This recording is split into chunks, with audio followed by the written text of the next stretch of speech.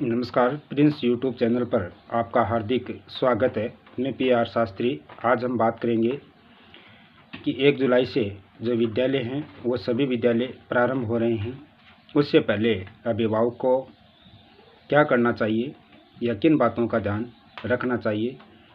मैं उन विद्यालयों की बात कर रहा हूँ जो निजी विद्यालय हैं, सरकारी विद्यालयों की बात नहीं कर रहा हूँ, निजी विद्यालयों की बात कर रहा हूँ। उन निजी विद्यालयों में पढ़ाने वाले अभिभावक अपने बच्चे को जो शैक्षणिक सामग्री है, पुस्तकें, वो समय अनुसार 1 जुलाई से पूर्व उपलब्ध करवाएं।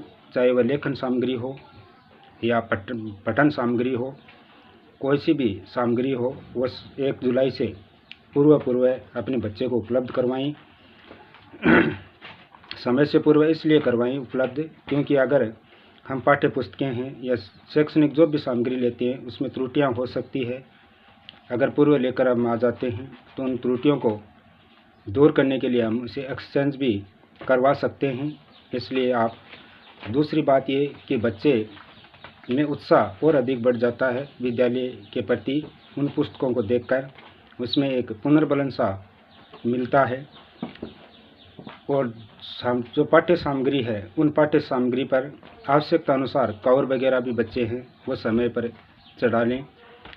दूसरी बात, आप पाठ्य पुस्तकें और लेखन से संबंधित जो नोटबुक हैं, अभ्यास पुस्तिकाएं हैं, उन पुस्तिकाओं को अगर आप खरीदते हैं, कहने का मतलब मेरा ये है कि जो कॉपियाँ आप लोग खरीदते हैं वह कॉपियाँ कम पैसे की ना हो, कुछ अधिक पन्नों की हों।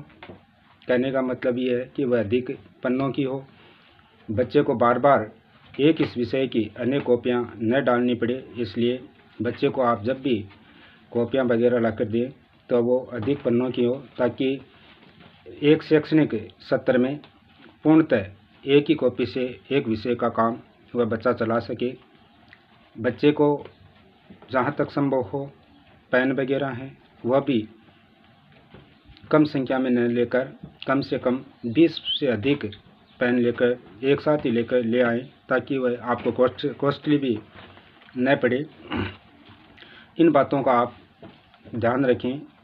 इसके साथ साथ बच्चे जो हैं उन बच्चों को बार बार उन पुस्तकों का अभ्यास करने के लिए भी बोलें, ताकि बच्चा उनका अभ्यास करें। 1-2 दिन पहले ही बच्चा पढ़ने के लिए तैयार हो जाएं।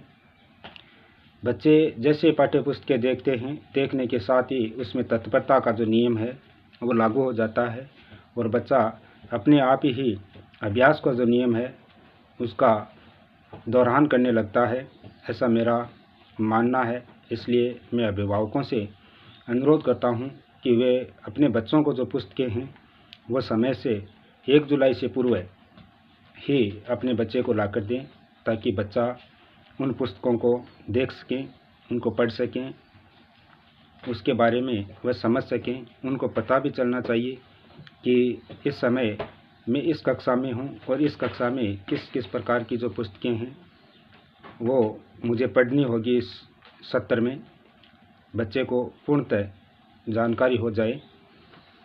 तो इन बातों का आप आवश्यक रूप से ध्यान रखेंगे, ऐसा मेरा मानना है।